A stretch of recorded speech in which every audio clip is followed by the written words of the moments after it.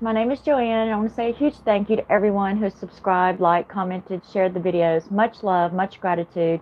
Also, too, if you're new to the channel, make sure you tap the bell. Subscribe and tap the bell. Awesome.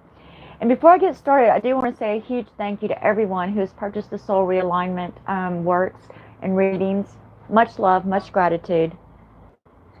Okay, so yes, 11 tips for twin flame union. Now, some of you may or may not know, but I am in full union with my twin flame. And yes, so I've actually been sitting with Spirit for the last few weeks, ever since 11/11/2019. And I've just kind of revisited those, steps to union, right? And the first thing is understanding the true purpose of the twin flame journey. Now, as you know, especially if you're in a twin flame journey, that it can be quite intense, right?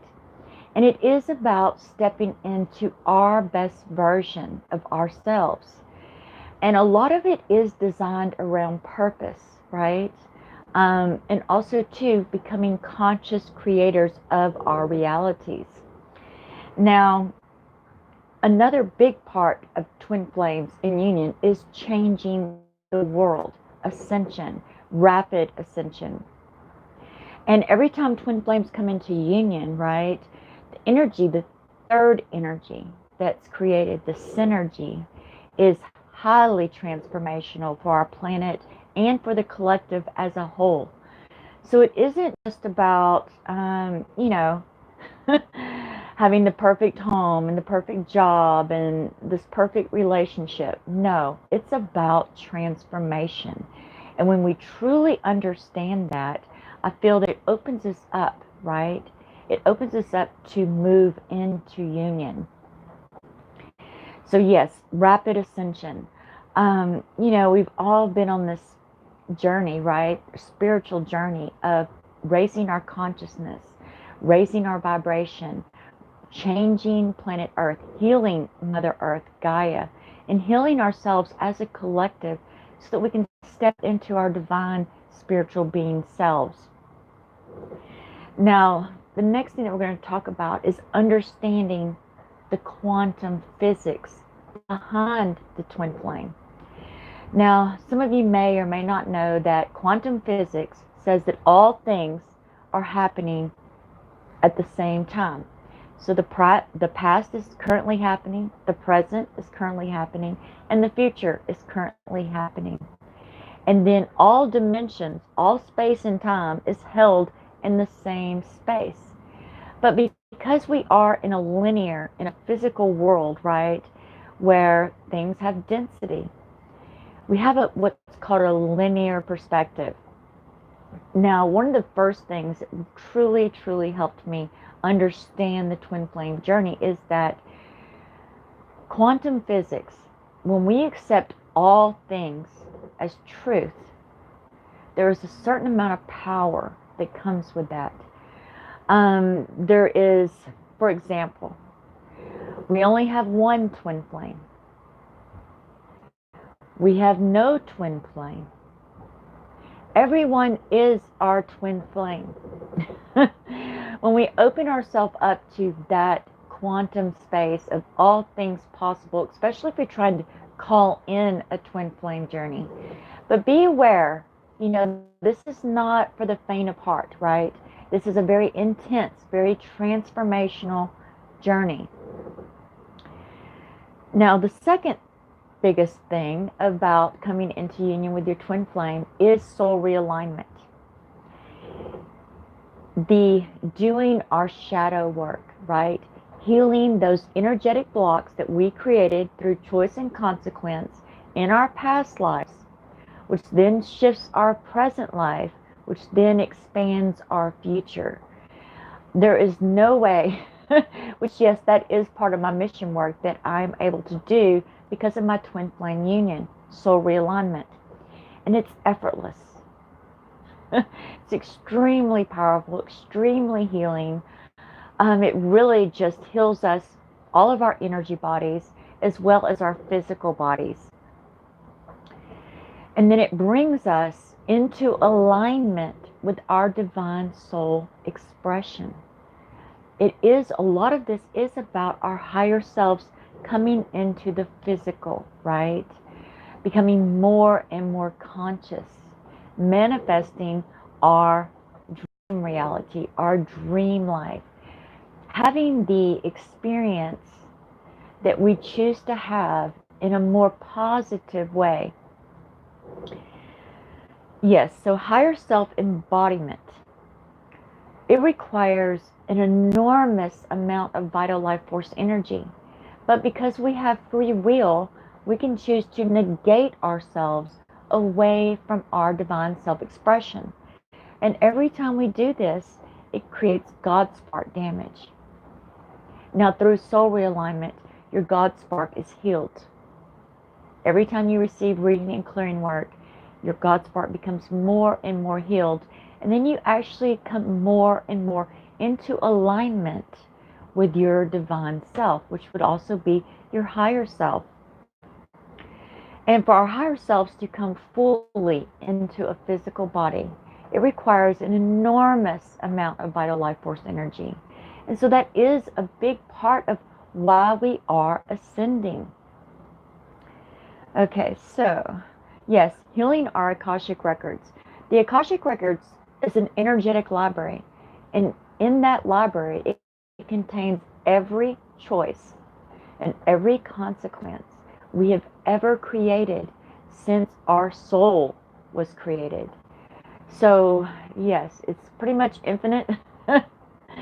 And it is, every time we choose to negate ourselves away from our divinity, especially through past lives, right? Because we didn't have a lot of choices. And a lot of those choices were based on just survival.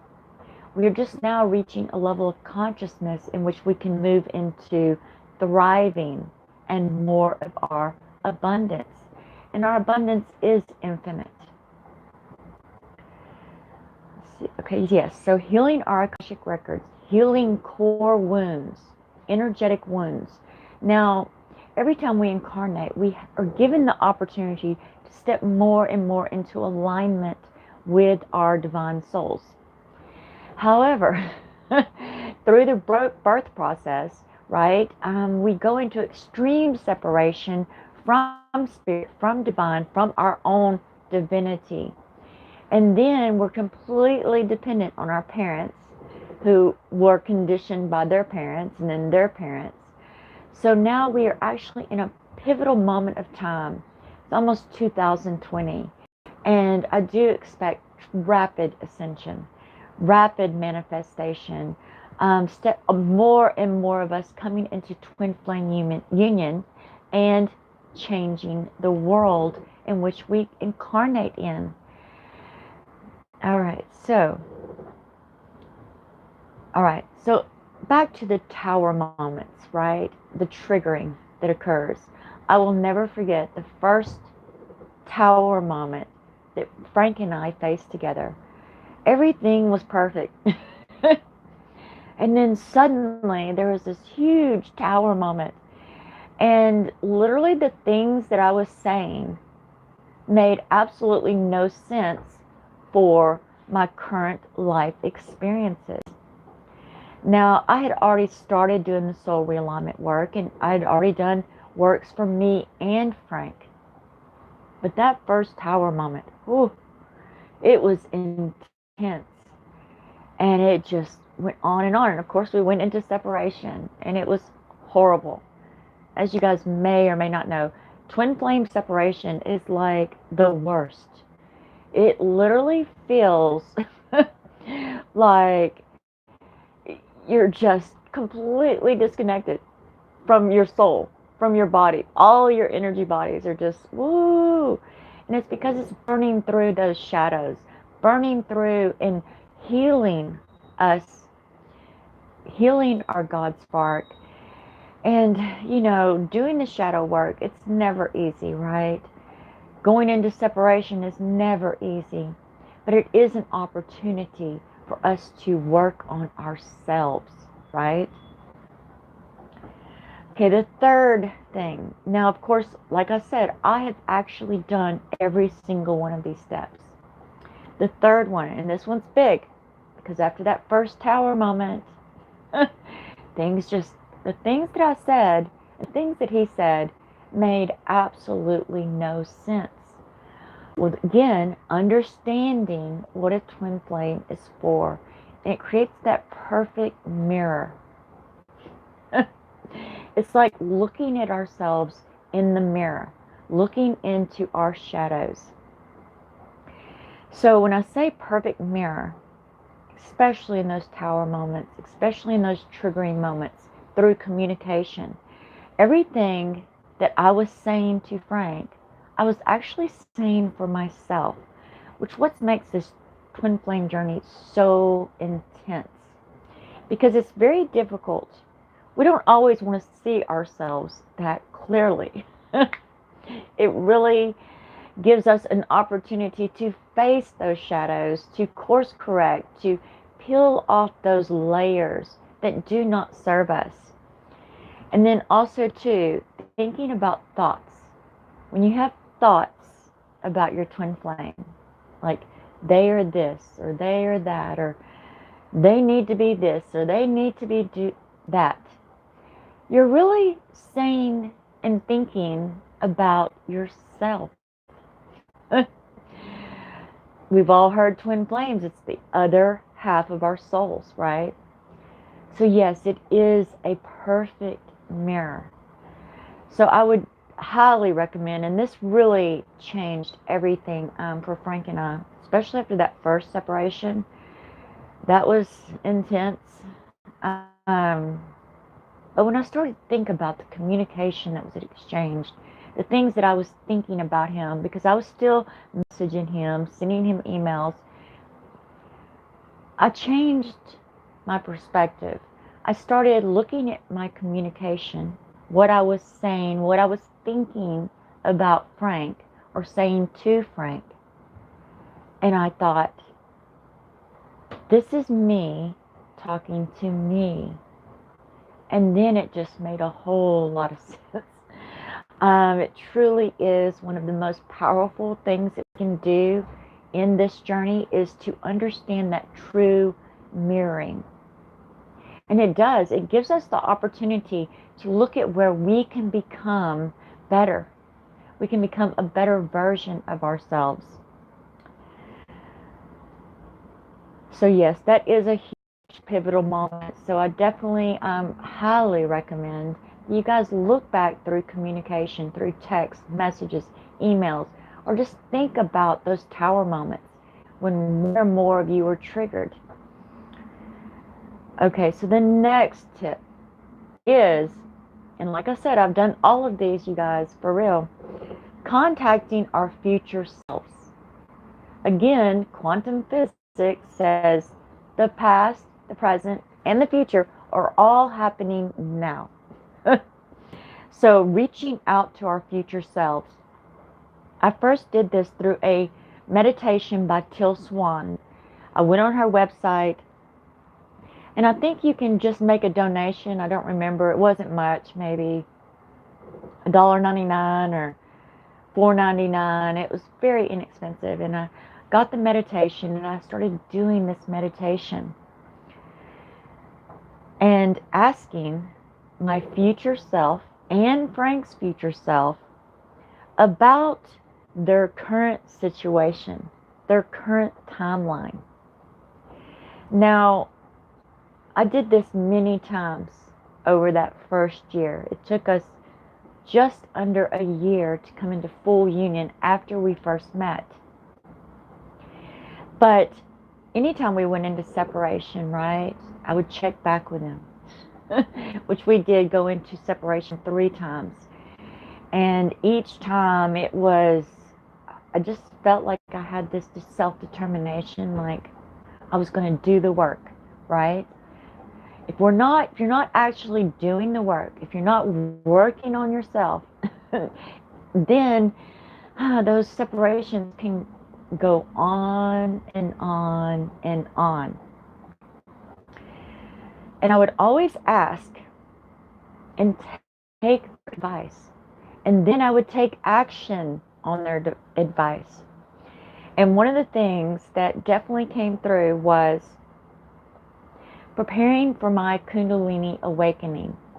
Now, it was kind of like, I wish I'd had a little more time. But that is another big part of the twin flame journey, is coming into our Kundalini, connecting with both the divine feminine and the divine masculine. All of us are primary in one or the other. But then with our Kundalini, we're able to bring both of those into our personal experience. And then, of course, we have to learn how to control and balance this energy, because it is extremely powerful. It can be almost as detrimental as beneficial.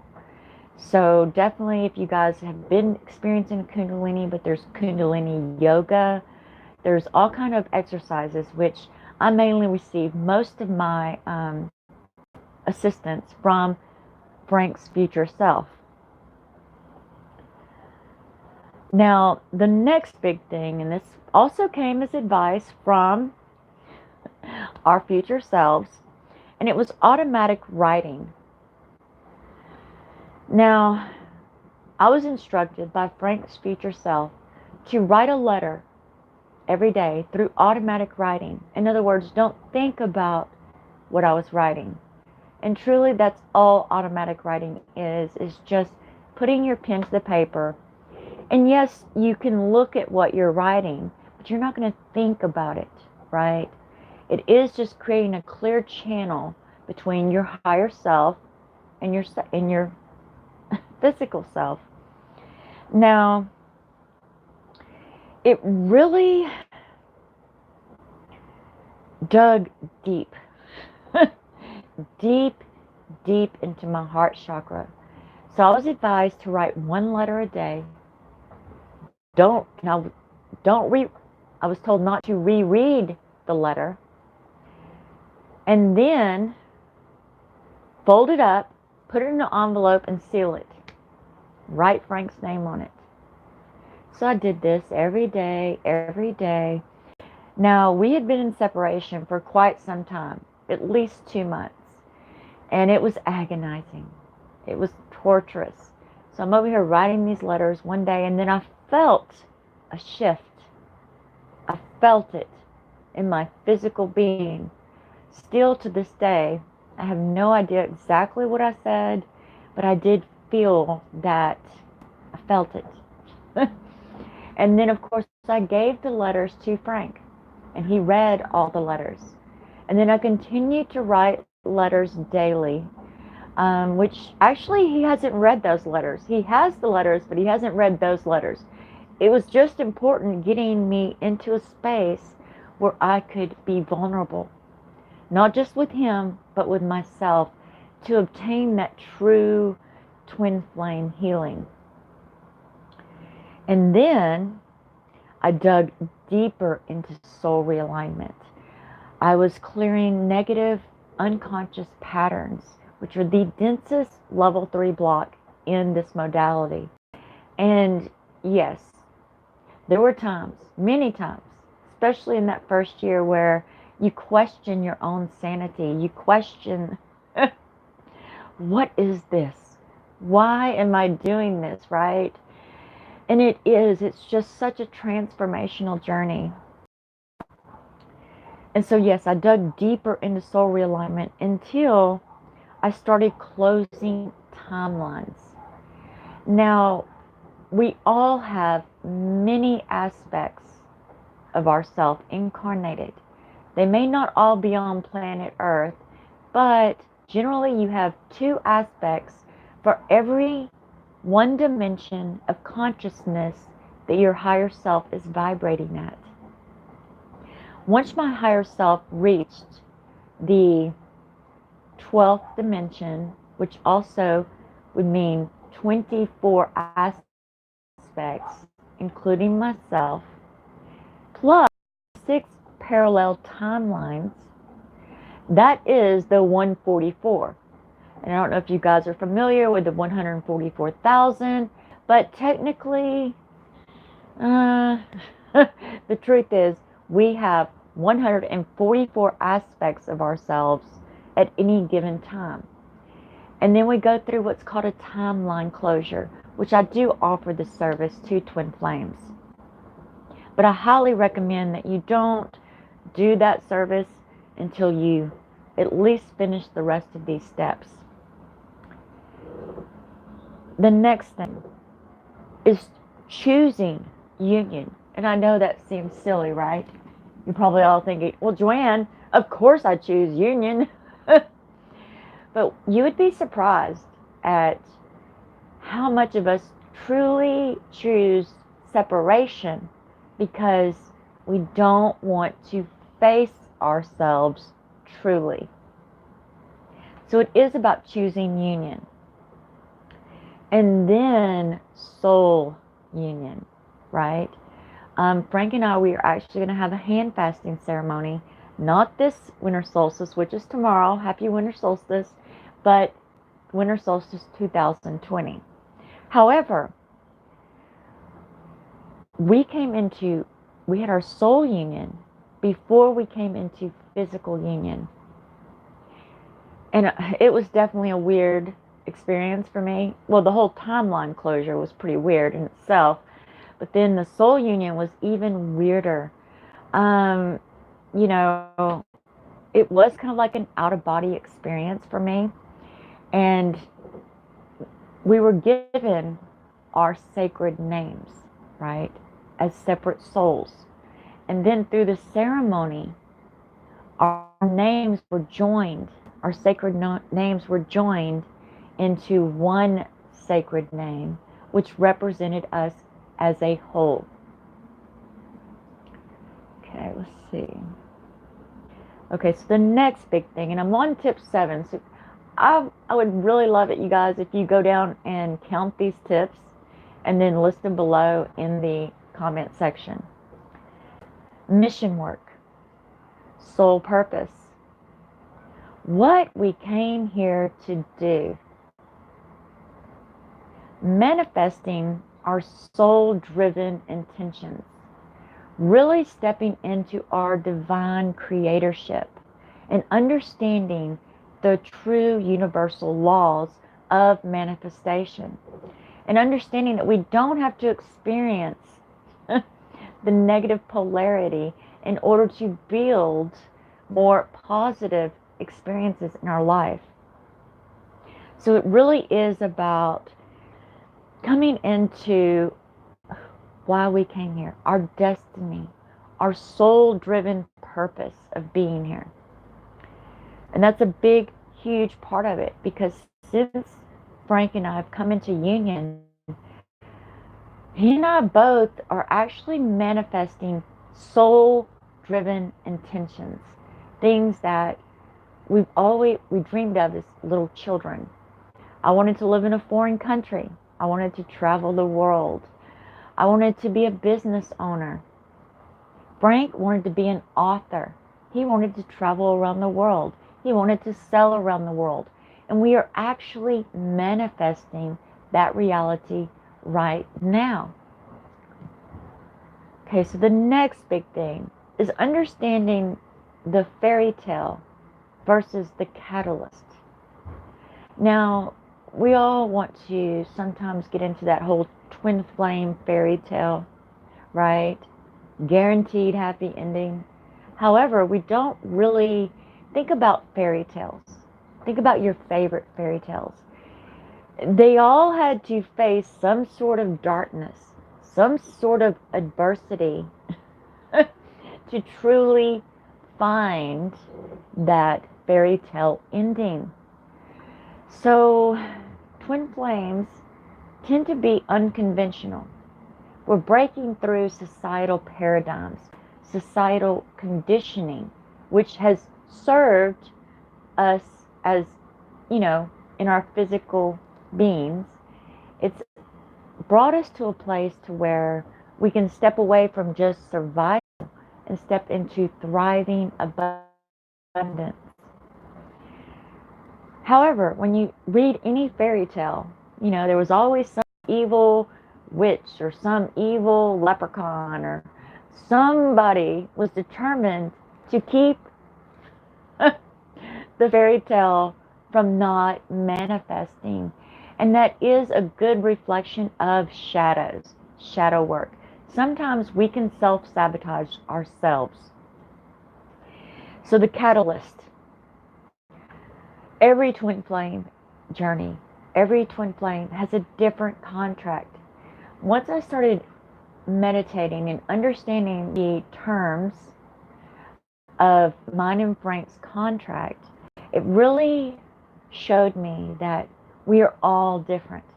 Every twin flame has a different contract, a different purpose. Some are just meant to be catalysts. To just come in, shake you up a bit, right? Put you back into alignment, get you doing your work, doing that shadow work, becoming a new and better version of yourself. And that's all it's meant to do. But some twin flames want that fairy tale ending, that union, the physical union. The next big thing, and this was big. Anytime we're in separation, dating karmic partners, and I know, ooh, it's got such a bad rap, right? Karmic partners. However, when you're in separation, there is a valuable amount of life lessons and growth available to us through karmic soulmates, through healing soulmates, protective soulmates, romantic soulmates. There are so many different types. In every person in your reality, you have some sort of soul contract with that person. There is some sort of life lesson there. There is some energetic thing that has been set up, predetermined, that's supposed to benefit us on our journey. So I would highly recommend to date. This is something that I did, and it definitely benefited me. And also, too, calling in another aspect of our twin. Just recently, I have a client who did this. They called in another aspect of the twin. And it was the whole mirroring thing. It was even more so than their original twin, who they'd been in separation from for over a year, possibly a year. Well, then there was a tower moment. And then the new twin, they went into separation. But it's almost instantly, immediately, the other twin came back. How beautiful is that, right? So calling it another aspect of our twin, of course, then we're given the choice, the opportunity to choose one.